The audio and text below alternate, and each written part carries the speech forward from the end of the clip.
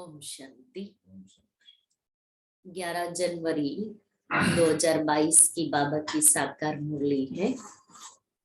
बाबा कहते, मीठे बच्चे ज्ञान की बुलबुल बनकर आप समान बनाने की सेवा करो।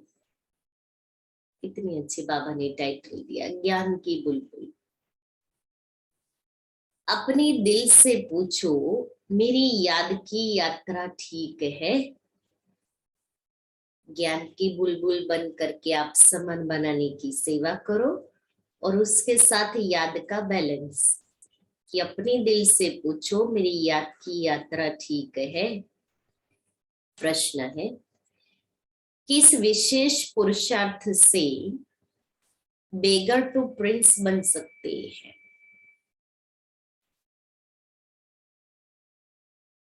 किस विशेष पुरुषार्थ से बेगर टू प्रिंस बन सकते हैं?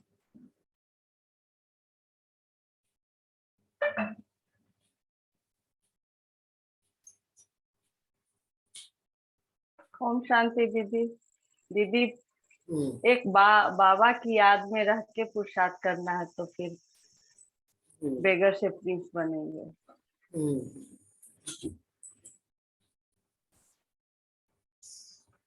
बाबा कहता, बेगर टू प्रिंस बनने के लिए बुद्धि की लाइन क्लियर हो।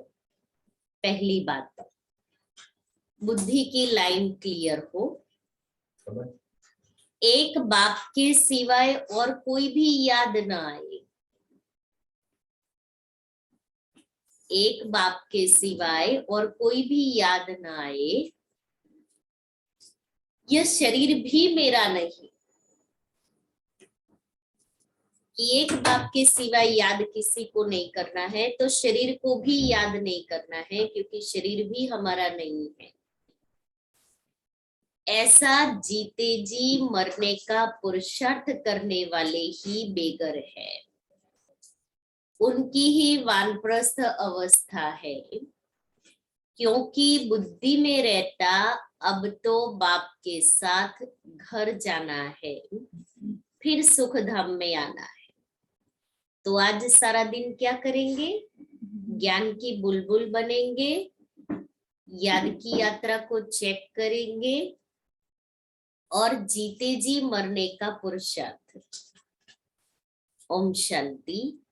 मीठे मीठे बच्चे जानते हैं पढ़ाई में जास्ती ध्यान किस बात पर देना है। कल की मुरली भी बाबा की धारणा वाली थी, आज की मुरली भी धारणा वाली है। किस बात पर पढ़ाई में ध्यान देना है? सर्वगुण संपन्न, 16 कला संपूर्ण, संपूर्ण निर्विकारी, मर्यादा पुरुषोत्तम, अहिंसा परमो धर्म बनना है। देखना है हमारे में यह सब गुण है। अब हमारी पढ़ाई इसके ऊपर चल रही है, तो हम देखें कि ये सब हमारे अंदर है। जो बनना है उस तरफ ही ध्यान जाएगा ना। जैसे वो पढ़ाई पढ़ते हैं, जिस्मानी पढ़ाई। डॉक्टर बनना है, मेरी मेहनत उसी अनुसार होगी। इंजीनियर बनना है, बिजनेसमैन बनना है, तो हमारी पढ़ाई उसी अनुसार चलती है। हमारी बुद्धि में वही बात रहती है।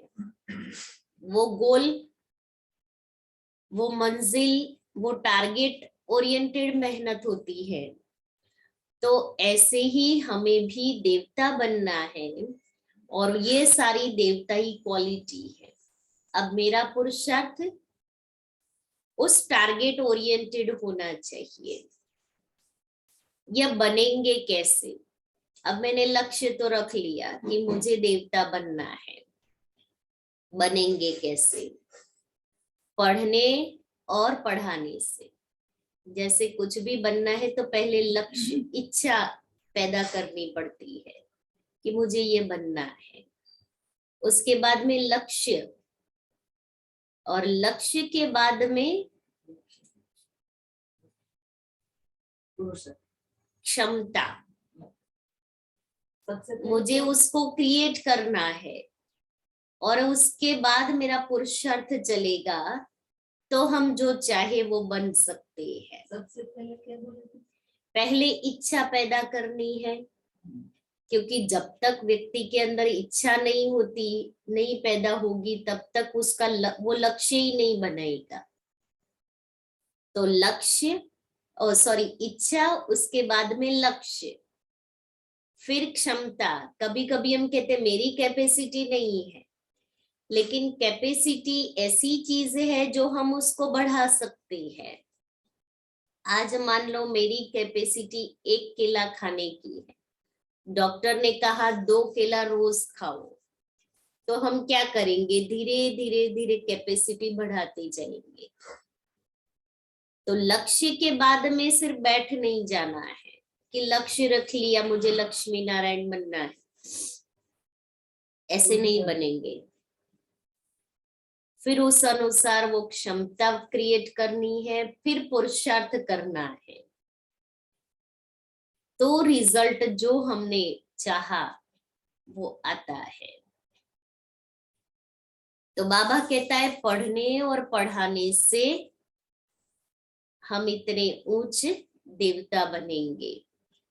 बेहद के बाप को सारे दिन में कितना याद करते हैं,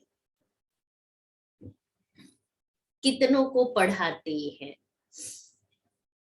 संपूर्ण तो अब तक कोई बना नहीं है।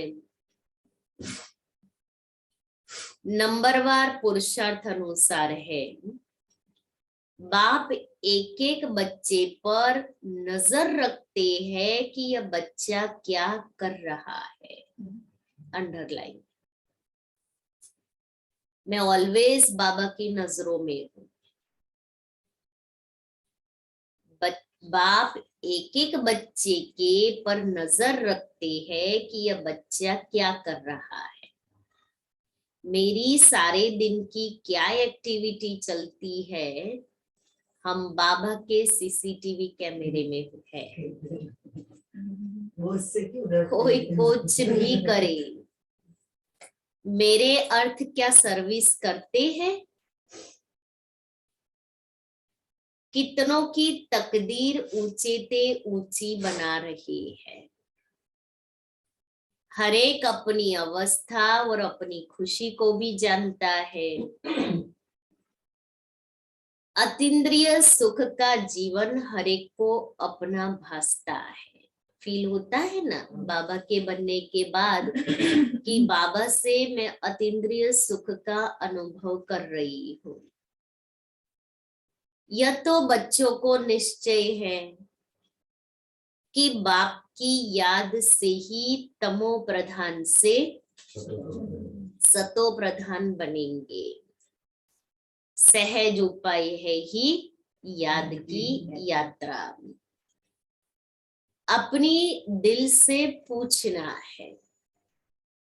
आज बाबा घड़ी घड़ी स्वयं को चेक करने के लिए कहते हैं, स्वयं का एक्सरे निकालने के लिए कहते हैं। आज बाबा की मुरली सेल्फ रियलाइजेशन वाली है।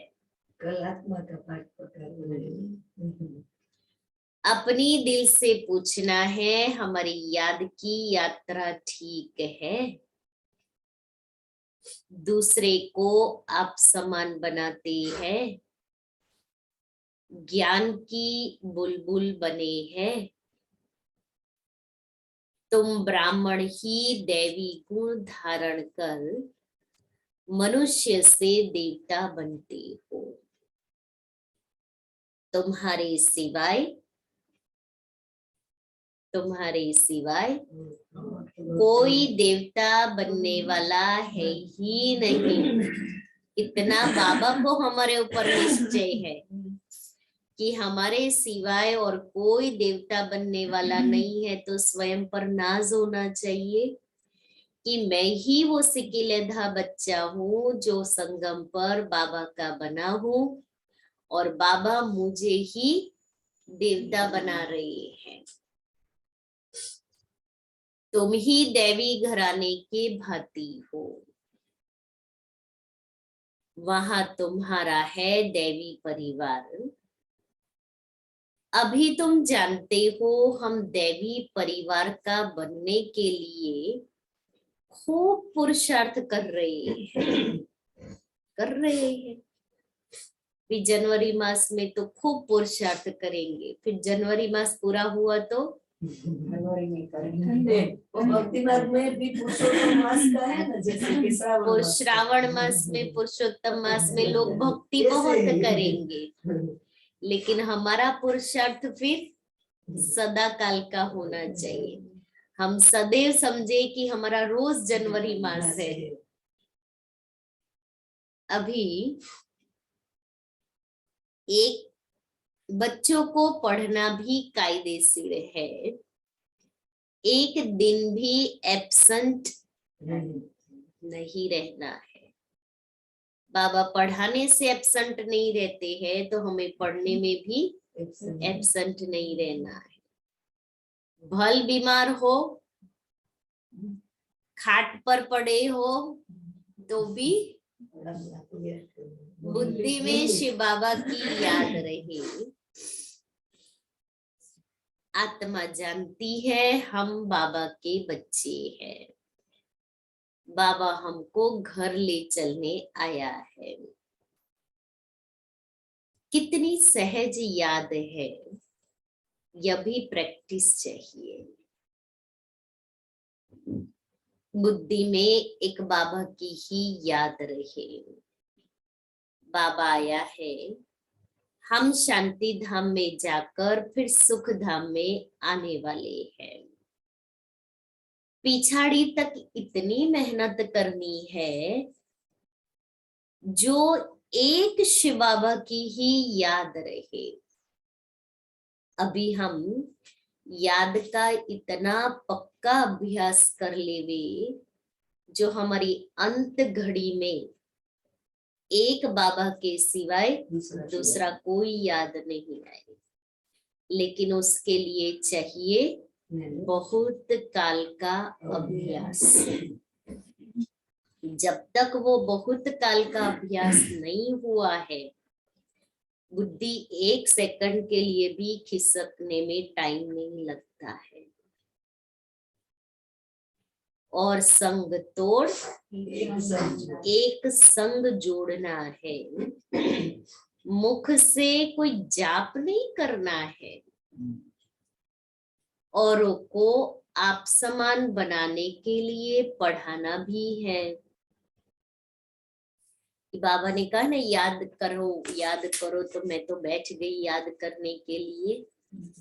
बाबा कहता है याद भी करना है, औरों को पढ़ाना भी है। बाप समझाते हैं तुमको उस अवस्था में जाना है जिस सतो प्रधान अवस्था में तुम आए थे। उस अवस्था में जाकर फिर उसी अवस्था में आना है सत्युग में, कि हम आत्माएं परम धाम से नीचे आई थी सतो प्रधान अवस्था, प्योर फॉर्म में। मुझे उसी अवस्था को पाकर के जाना है। ऐसे ही नहीं जाएंगे। फिर जब सत्युग में आएंगे तो उसी सतो प्रधान अवस्था में ही आएंगे। कितना सहज है। तुम भक्ति मार्ग में गाते थे, आप जब आएंगे तो हम और संग तोड़ तुम संग जोड़ेंगे। इसमें मेहनत है, क्योंकि ये कोई बाहर से छोड़ना नहीं है। मेरे अंदर बुद्धि का लगाव और संग से टूट जाएगी। पवित्रता की बात भी मुख्य है। गृहस्थ व्यवहार में रहे कमल फूल समान बनना है। वह कमल भी पानी से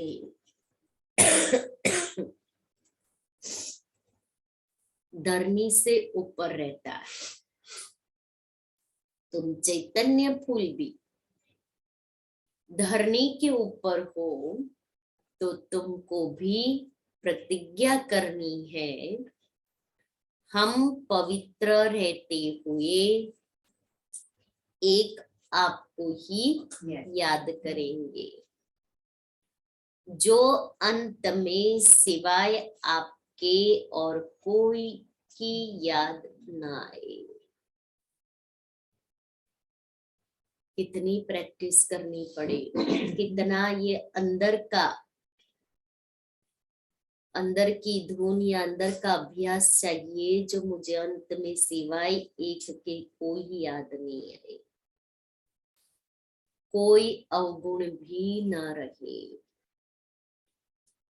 ऐसा पुरुषार्थ करे जो अंत आने से पहले सारी कमियां, सारे अवगुण खत्म हो जाए। जो बच्चे ऐसे बनते हैं वह सदैव हर्षित रहते हैं। निशानी, जो अवगुण रहित संपूर्ण पवित्र बनते हैं वो सदैव हर्षित रहते हैं। यह प्रैक्टिस अच्छी रीति करनी है। कैसे देखो बाबा की मुरलियां भी कैसे साइलेंस, संग, पवित्रता, तो कितनी सूक्ष्म बातें बाबा पुरुषार्थ के लिए सुना रहे हैं।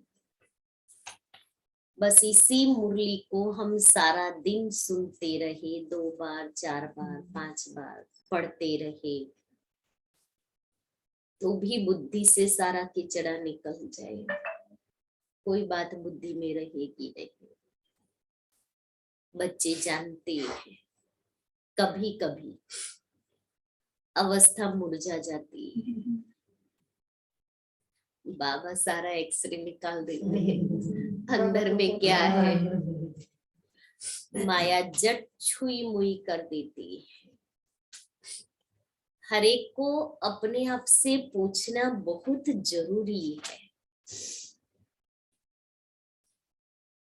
हम कितना बाप की याद में रह हर्षित रहते हैं, कितना बाप की सर्विस में टाइम देते हैं।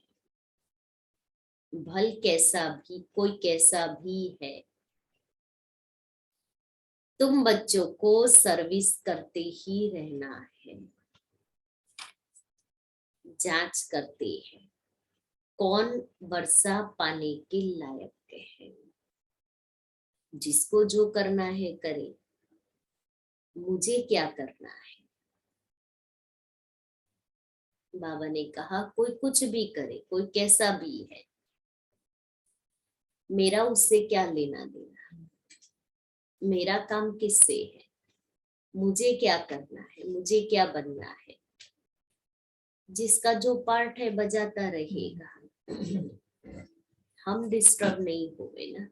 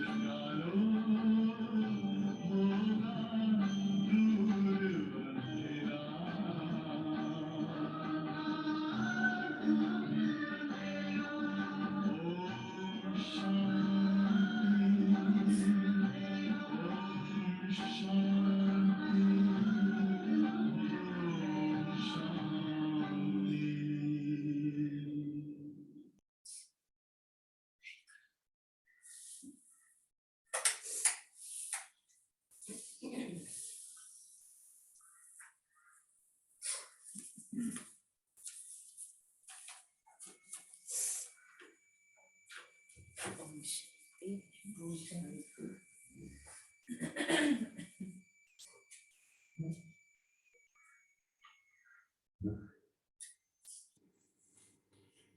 बाबा कहते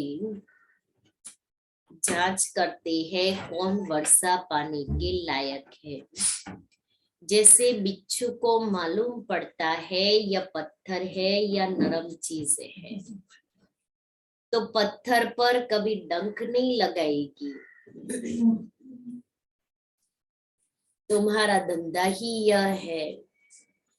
तुम बेहद के बाप के स्टूडेंट हो ना। पढ़ाई पर बहुत मदार है। शुरू में बच्चे मुरली बिगर एक दिन भी रह नहीं सकते थे, कितना तड़पते थे।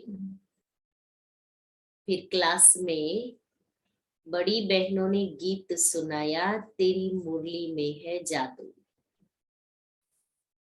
तो बांधेलियों को कैसे मुरली पहुंचाते थे? मुरली में ही जादू है ना। कौन सा जादू? विश्व का मालिक बनने का जादू।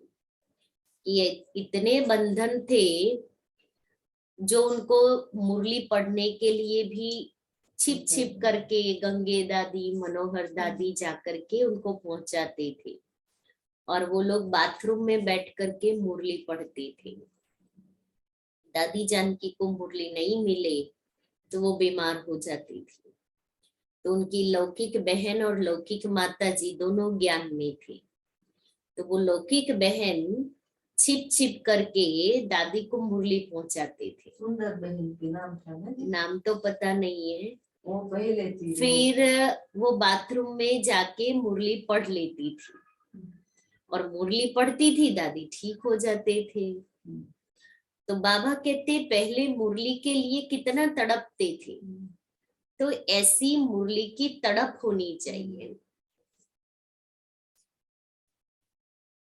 इससे बड़ा जादू कोई होता नहीं। तो उस समय मुरली का तुमको कितना कदर था, और अभी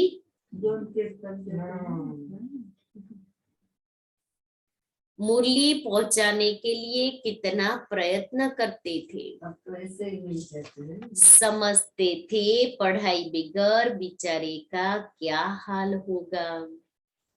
यहाँ बाबा जानते हैं बहुत ऐसे हैं जो मुरली पर पूरा ध्यान ही नहीं देते हैं। मुरली तो बच्चों को रिफ्रेश करती है।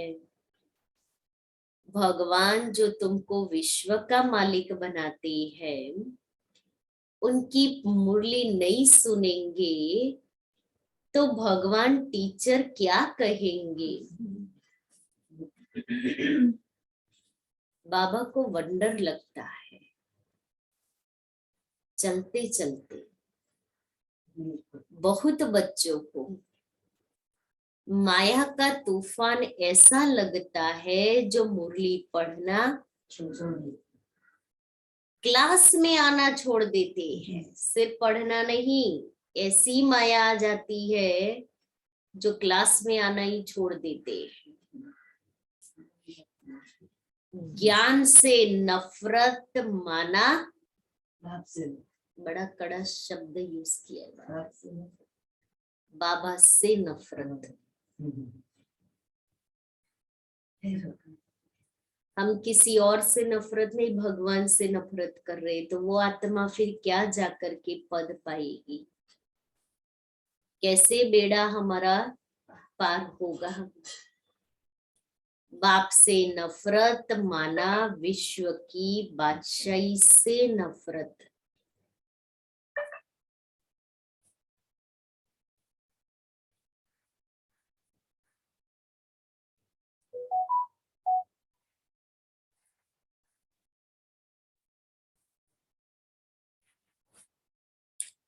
माया बिल्कुल नीचे ले आती है, बुद्धि को एकदम मार डालती है, जो कुछ भी समझते नहीं। क्योंकि माया का पहला पहला अटैक ही बुद्धि पर होता है। जो बुद्धि भ्रष्ट बन जाती है, और बुद्धि भ्रष्ट बन गई, फिर कोई कितना भी अच्छी बात बताएगा, बैठेगी नहीं, समझने के लिए तैयार ही नहीं होंगे। इसलिए सोचो कि माया का अटैक कितना पावरफुल होता है।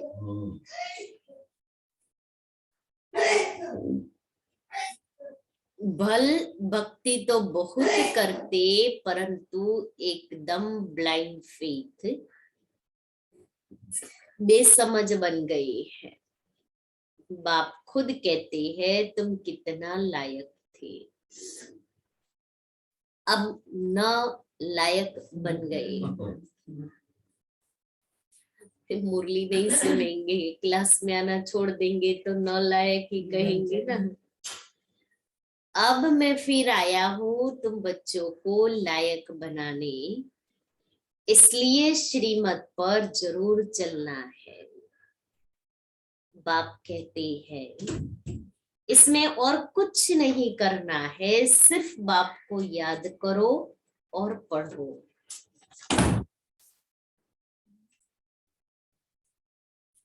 अब मैं फिर आया हूं तुम बच्चों को लायक बनाने, इसलिए श्रीमत पर जरूर चलना है। बाप कहते हैं इसमें और कुछ भी करना नहीं है, सिर्फ बाप को याद करो और पढ़ो। स्कूल में बच्चे पढ़ते भी हैं और टीचर को भी याद करते हैं, करेक्टर भी सुधारने हैं। तुम्हारी भी एम ऑब्जेक्ट सामने खड़ी है, तुमको यह बनना है। उन्हों के करेक्टर अच्छे हैं, तब तो सारा दिन मनुष्य गाते हैं कि आप सर्वगुण संपन्न, 16 कला संपूर्ण, संपूर्ण निर्विकारी, मर्यादा पुरुषोत्तम, अहिंसा परमो धर्म। मनुष्य को जब तक बाप का परिचय नहीं मिला है तब तक अंधियारे में है। सारी दुनिया के मनुष्य इस समय निधन के हैं। उन्हों को बाप का पैगाम पहुंचाना है।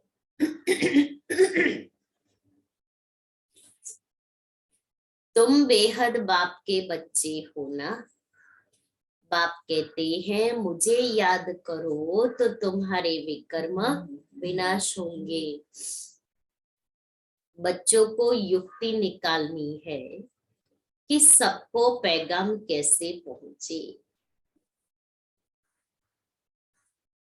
अखबार द्वारा ही सबको पैगाम पहुंचेगा कि एक बाप को याद करो तो पावन बन जाएंगे। सभी आत्माएं पहले पावन थी, अब सब अपवित्र है। यहाँ कोई पवित्र आत्मा हो न सके। पवित्र आत्माएं होती है पवित्र दुनिया में।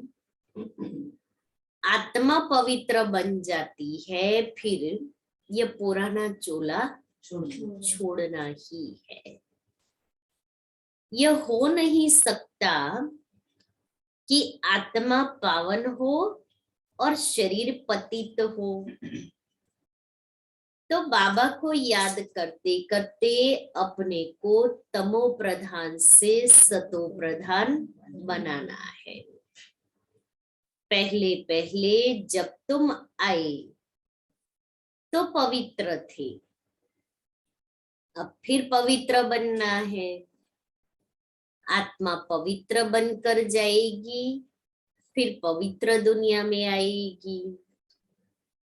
शांति धाम से होकर फिर गर्भ महल में आएंगे, वहां दुख का नाम निशान नहीं रहता। रावण राज्य ही नहीं है, परंतु पुरुषार्थ कर ऊंच पद पाना है, इसलिए यह पढ़ाई है। स्वर्ग में तो सब आएंगे,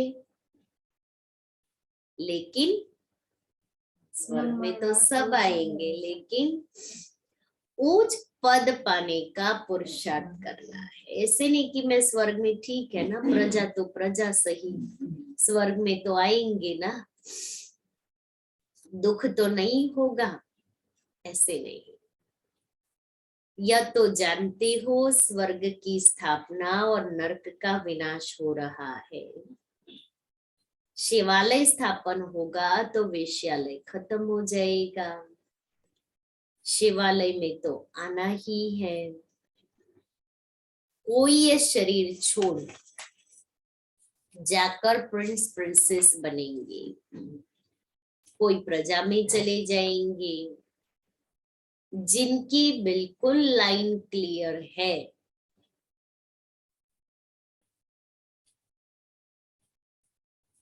जिनकी बिल्कुल लाइन क्लियर है, एक बाप के सिवाय और कोई की याद नहीं आती है, उनको कहा जाता है पूरा बेघर। शरीर को भी याद नहीं करना है, क्योंकि ये शरीर भी हमारे साथ आने वाला नहीं है। इसलिए सबसे पहले तो इस शरीर की ही विस्मृति होनी चाहिए, जो 24 घंटा साथ रहता है। शरीर को नहीं होता है हाय मेरी आत्मा चली गई, मैं क्या करूं, नहीं होता है। और आत्मा को शरीर से इतना लगाव हो गया है, तो शरीर को भी याद नहीं करना है, अर्थात जीते जी मरना है। हमको तो अब बेहद अपने बेहद घर जाना है। अपने घर को भूल गए थे, अब बाबा ने स्मृति दिलाई, घर की स्मृति दिलाई, नई दुनिया की स्मृति दिलाई, अपनी आत्मिक स्वरूप की स्मृति दिलाई, देवता स्वरूप की स्मृति दिलाई। अब बाप ने याद दिलाया है। बाप मीठे मीठे बच्चों को समझाते हैं, कितना प्यार से कहना, मीठे मीठे बच्चे, तुम वानप्रस्थी हो। इस समय तुम सब की वानप्रस्थ अवस्था है, चाहे बड़े हैं, बूढ़े हैं, बच्चे हैं, जवान हैं, सबकी वानप्रस्थ अवस्था। अब मैं आया हूँ वाणी से परे स्थान पर सब बच्चों को ले जाने के लिए। वानप्रस्थ अवस्था में जाने के लिए सब भगत भक्ति करते हैं। अब बाप समझाते हैं सब वानप्रस्थ अवस्था में कैसे जाते हैं। उन्हों को इस अक्षर के अर्थ का पता नहीं है, सिर्फ नाम सुना है। भल द्वापर से लेकर लौकिक गुरुओं द्वारा बहुत पुरुषार्थ किया है, परंतु वापिस तो कोई जा नहीं सकता। बाप कहते हैं अब छोटे अथवा बड़े सबकी वानप्रस्थ अवस्था है। सच्ची सच्ची वानप्रस्थ अवस्था तो तुम्हारी है, क्योंकि वापिस जाना है। बेहद का बाप सबको वापिस ले जाने के लिए आया है, तो बच्चों को बहुत खुशी होनी चाहिए। यहाँ तो शांति हो न सके। शांति धाम का मालिक तो एक बाबा ही है। जब मालिक आए तब सबको ले जाए। भक्ति करते थे शांति धाम में जाने के लिए। ऐसे कोई नहीं कहते हम सुख धाम में जाए। बाबा कहते हैं हम तुम बच्चों को प्रॉमिस करता हूं। बाबा हमारे से प्रॉमिस कर रहा है कि तुम सबको घर ले जाऊंगा, अगर ऐसे नहीं ना ले जाएगा, अगर मेरी श्रीमत पर चलेंगे तो। अब मुझे जाना है तो श्रीमत पर चलना है। जैसे आजकल कहीं भी जाना है तो गवर्नमेंट ने नियम बना दिए हैं, दोनों वैक्सीन ली हुई हो, मास्क पहना हुआ हो और कोई बीमारी ना हो तो ही आप जा सकते हो, तो ही एंट्री मिलेगी। तो फिर वो चेकिंग रिपोर्ट भी, हाँ, फिर आपका वो टेस्ट किया हुआ सर्टिफिकेट भी चाहिए। तो उस गवर्नमेंट के नियमों को हम पालन कर रहे हैं। और यहाँ तो ये बड़े ते बड़ी ऑलमाइटी की गवर्नमेंट है, वो कहे और हम कहें हमारे से नहीं हो सकता, ये कैसे चलेगा? तो बाबा कहेगा नो एंट्री, कोई जरूरत नहीं है हमें। अगर तुमको श्रीमत पर नहीं चलना है कोई बात नहीं। मेरे बहुत बच्चे हैं जो श्रीमत पर चलेंगे, मैं उनको बाइज्जत ले जाऊंगा। तुमको नहीं करना है नहीं करो, बाबा को क्या है। चिंता तो हमें होनी चाहिए कि मुझे जाना है, मुझे औरों की तरह थोड़ी चलना है। इसलिए बाबा ने कहा अगर मेरी श्रीमत पर चलेंगे तो घर ले जाऊंगा। सुख धाम में कोई भी न चले, शांति धाम में तो जरूर ले जाऊंगा, छोड़ूंगा किसको भी नहीं। नहीं चलेंगे तो सजाए देकर, मारपीट दिलाकर भी ले चलूंगा। अब कैसे जाना है? विथ रिस्पेक्ट जाना है या सजाए खाकर मार खाकर जाना है? जाना तो है, ले तो जाऊंगा। दो रास्ते हैं, अभी रास्ता चुनना पसंद करना हमें है कि हमें कौन से रास्ते से जाना है, जो सहज है वो, या जो कांटे वाला उबड़ खाबड़ है ऐसे रास्ते से जाना है। Choice is yours. जैसे बच्चों को सजा दी जाती है ना, तुम बच्चों को भी ऐसे ले चलेंगे क्योंकि ड्रामा में पार्ट ही ऐसा है। इसलिए अपनी कमाई कर चलो तो अच्छा है, पद भी अच्छा मिलेगा। पिछाड़ी में आने वाले क्या सुख पाएंगे? त्रेता के अंत में आएंगे वो क्या सुख पाएंगे? बाबा कहते तुम चाहो व न चाहो, तुम्हारे सब शरीरों को आग लगाकर आत्माओं को जरूर ले चलना है। इसलिए कहते हैं ना कि खुदा कयामत का समय होगा तब खुदा आकर के कब्रों से निकाल करके ले जाएगा। तो कैसे? ऐसे ले जाएंगे, चाहो ना चाहो बाबा घर तो ले जाएगा। तो शरीरों को आग लगाएगा, आत्माओं को सजाए दिलाएगा, डंडे खिलाएगा, क्योंकि हमने कर्म ही ऐसे किए हैं। तो डंडे खा करके लेकिन ले तो जाएगा। मेरी मत पर चल। अगर सर्वगुण संपन्न 16 कला संपूर्ण बनेंगे तो ऊंच पद पाएंगे,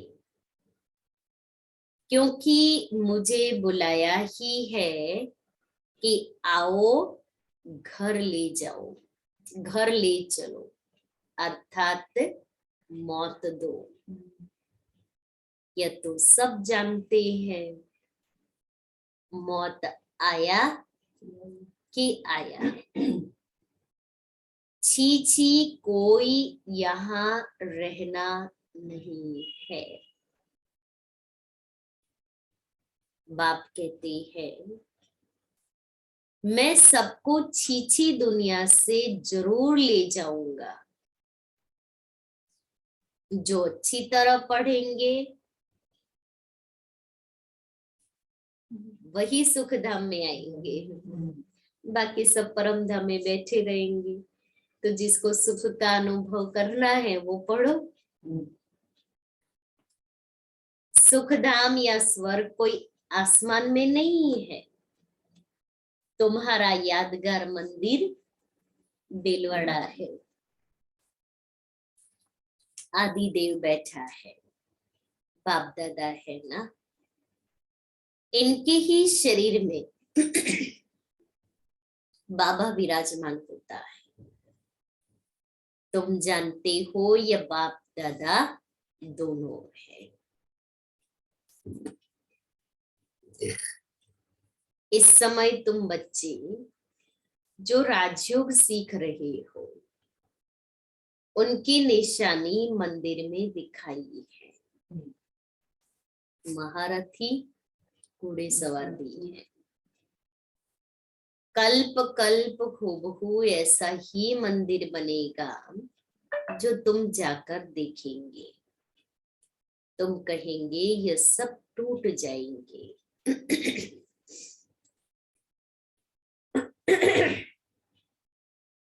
फिर कैसे बनेंगे ये ख्याल नहीं करना चाहिए।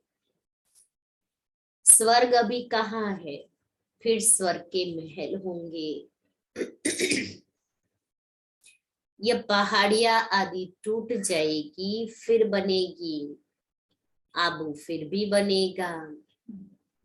बहुत बच्चे इस बात में बहुत मूंझते हैं। बाप कहते हैं मूंझने की कोई दरकार नहीं। कहते हैं द्वारिका समुद्र के नीचे चली गई फिर निकलेगी। नीचे जो चीज गई सो गई, खत्म हो गई। तुम जानते हो स्वर्ग में हम अपने महल आदि बनाएंगे।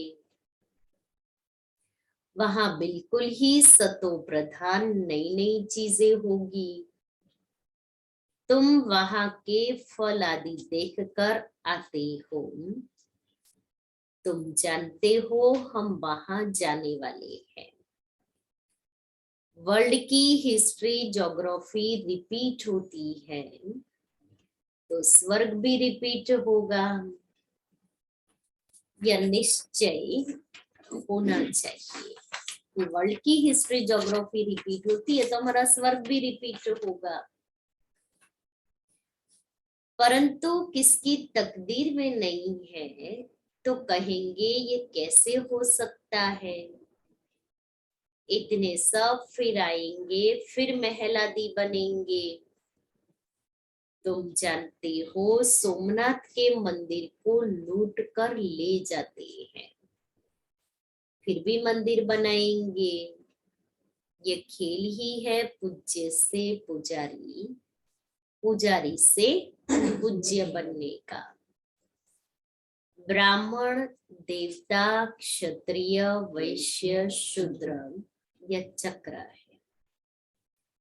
तुम बच्चे पद्मा पदम भाग्यशाली बनते हो। तुम्हारे कदम में पदम का छाप लग जाता है। तुम जानते हो हमारे कदम में पदम है, अर्थात पढ़ाई के कदम में पदम समाये हुए हैं। जितना पढ़ेंगे उतना उच्च पद पाएंगे। सत्युग है गोल्डन एज। वहां की धरनी भी कितनी सुंदर होती है, कितने सुंदर महल बनते हैं। हर चीज सतो प्रधान होती है। देखने से ही नैन ठंडे हो जाते हैं।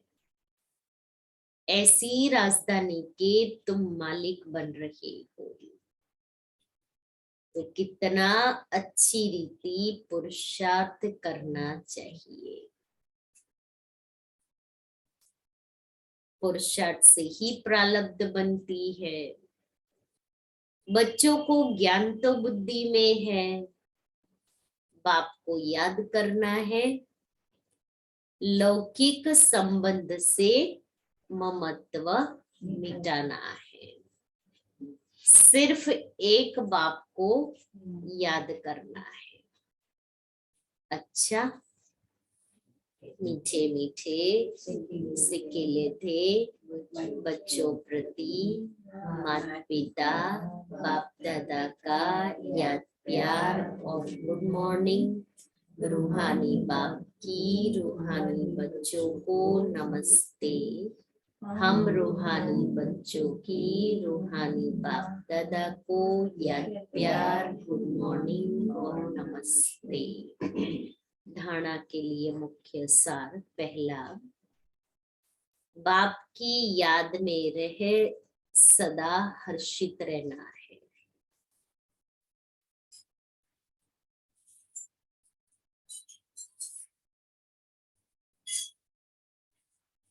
कभी मुरझाना नहीं है।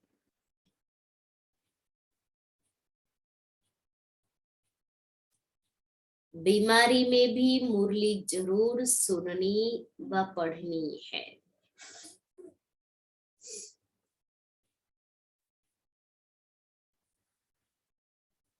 दूसरा है,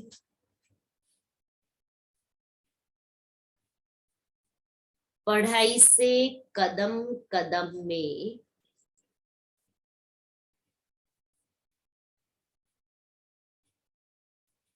पदम जमा करने हैं।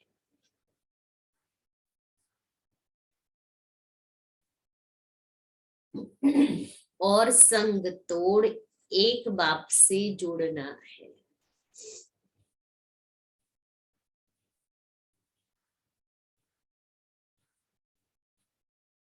वरदान है,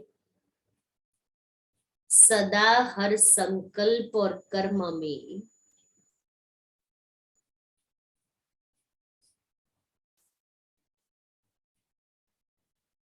ब्रह्मा बाप को फॉलो करने वाले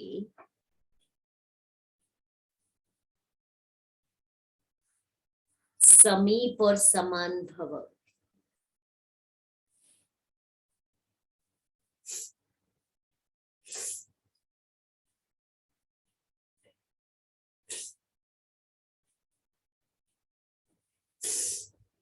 जैसे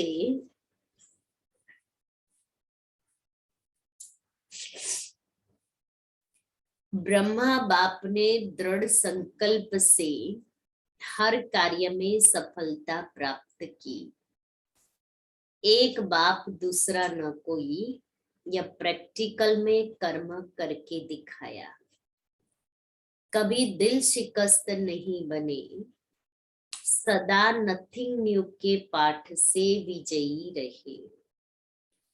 हिमालय जैसी बड़ी बात को भी पहाड़ से रुई बनाए रास्ता निकाला। कभी घबराए नहीं, ऐसे सदा बड़ी दिल रखो, दिल खुश रहो। हर कदम में ब्रह्मा बाप को फॉलो करो, तो समीप और समान बन जाएंगे। स्लोगन है, अतीन्द्रिय सुख का अनुभव करना है,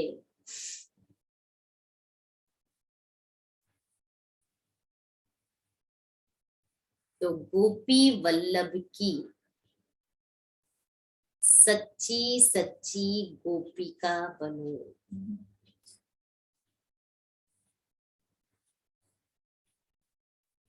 लवलीन स्थिति का अनुभव करने के लिए जितना बेहद की प्राप्तियों में मगन रहेंगे, उतना हद की आकर्षण से परे रह। परमात्मा प्यार में समाने का अनुभव करेंगे। आपकी यह लवलीन स्थिति वातावरण में रूहानियत की खुशबू फैलाएगी। बेहद की प्राप्तियों में मगन रहे।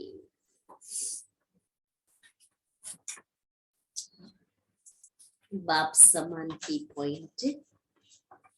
ब्रह्मा बाप बच्चों के साथ हर कर्म में साथी बन कर्म योगी बनाया।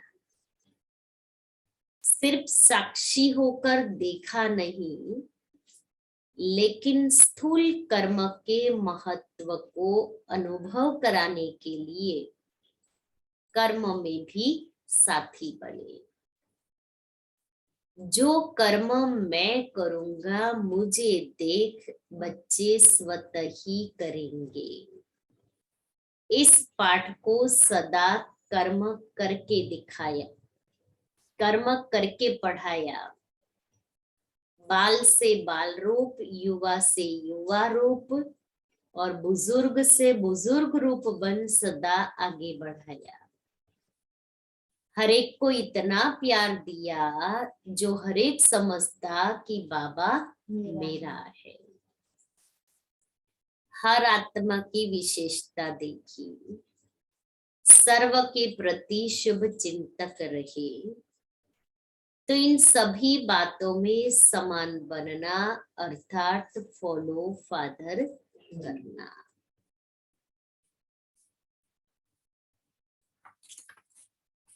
तो आज सारा दिन बाबा ने बहुत सारी बातें होमवर्क के रूप में दे दी है और अभ्यास भी। ज्ञान की बुलबुल बनना है, पढ़ाई पढ़नी और पढ़ानी है, अपनी दिल से पूछना है हम कितना याद की यात्रा में रहते हैं, कितना गुणवान बने हैं, इतनों को ज्ञान देते हैं, मना संदेश बाप का संदेश देते हैं। हाँ, जीते जी मरना है, देह को भी भूल जाना है। ऊंच पद पाएंगे मैं ले जाऊंगा अगर मेरी श्रीमत पर चले तो। ये तो जाएंगे लेकिन सजा खाते तो ले मार पीट करके भी मैं ले तो जाऊंगा। तो आपको चुनना है कौन सा रास्ता हमें चुनना है। बाबा ने आज बार बार स्वर्ग को याद किया कि तुम कौन हो, मर्यादा पुरुषोत्तम सर्वगुण संपन्न। फिर बाबा ने ये कहा कि बाबा देखता है कि बच्चे कितना सर्विस कर रहे हैं, कितना पढ़ रहे हैं। आपके कंप्यूटर में सब हाँ, कौन बच्चा क्या कर रहा है वो बाबा सब देख रहा है। इसलिए हम बाबा के सीसीटीवी कैमरे के अंदर है। सारा दिन ये नहीं सोचो कि मुझे कौन देख रहा है, मुझे बाबा देख रहा है। हमारे तो अच्छी तरह होता है, हमारा वो बुक्स देखता है तो हम कैसे हाँ, अलर्ट रहते हैं ना हमारा सबका। ये तो बाबा ऑलमाइटी ऑलमाइटी बाबा के कैमरे में हम हैं।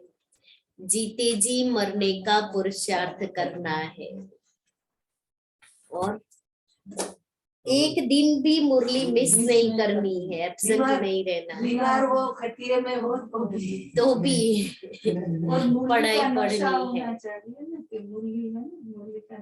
दीदी भक्ति मार्ग में भी वो गोपियों वो मुरली सुनकर सब काम छोड़ के वो बताया है। वो जैसे ही कृष्ण की मुरली बजती थी वो क्या करते थे उनको पता नहीं पड़ता था, मुरली के पीछे दीवानी हो जाती थी। खुद पे ले जाए। हाँ, कब्रिस्तान से उठा करके भी बाबा ले जाएगा, लेकिन ले जाएगा।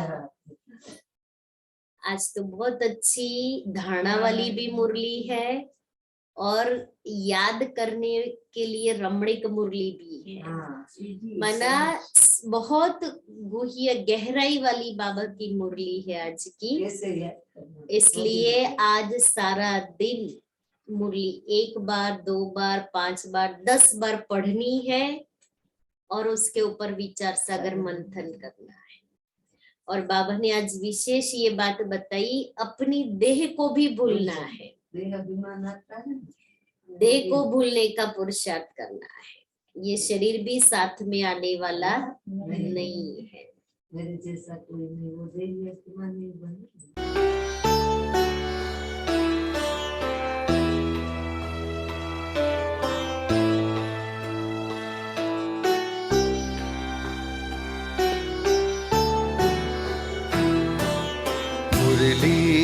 अमृत की धारा है धारा, जो देती दुखों से किनारा। मुरली अमृत की धारा है धारा, जो देती दुखों से किनारा। भूले जीवन में हो जाए शिव बाबा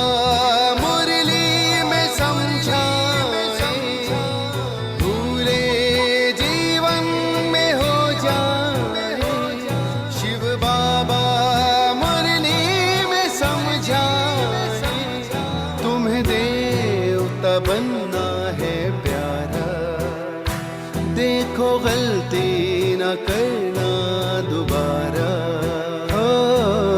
मुरली अमृत की धारा है धारा, जो देती दुखों से किनारा।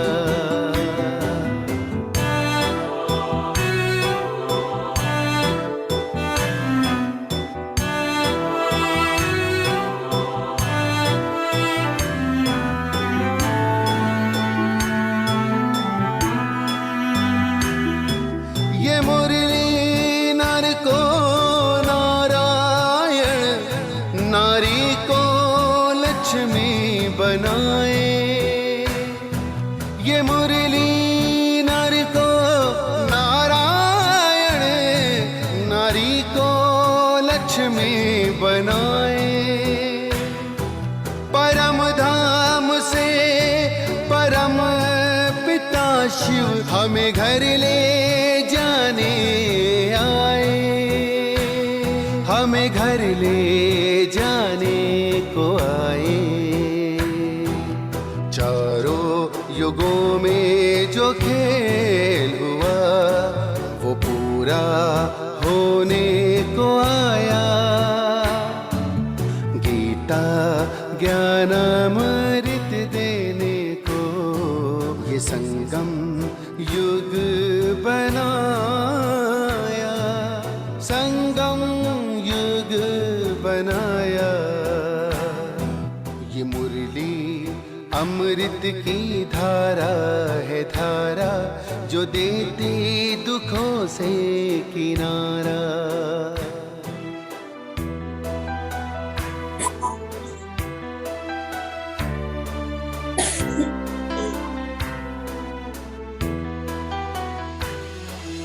पंचामृत जल अग्नि पवन, धरती और गगन है।